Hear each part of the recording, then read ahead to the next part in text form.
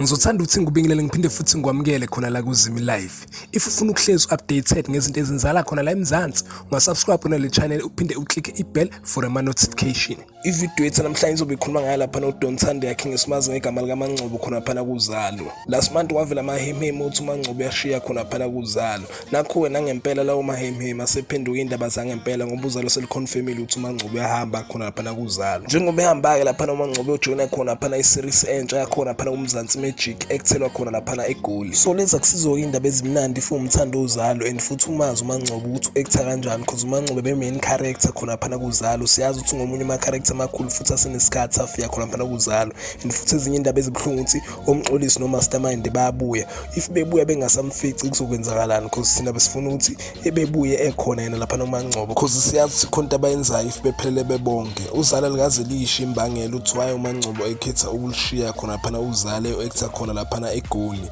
Belingazi likhiphe leyo ndaba kodwa khona ke indaba ezayezavela ukuthi yena uMangcobo ufuna ukumuva ekhona phana eJohannesburg for impilo, ufuna ukumuva on nempilo. So ingakho ekhetha usishiya maybe wenzele icareer yakhe because uyazi ukuthi laphana eJohannesburg maningi ama opportunity compared to eDurban. Noma yizeke uZalo besishila impela ukuthi uMangcobo uyahamba kodwa khona into abangayicacisanga abangayishongo ukuthi uzohamba isikhathi esingakanani, ngabe uhamba for good or umuntu ozohamba ebuye.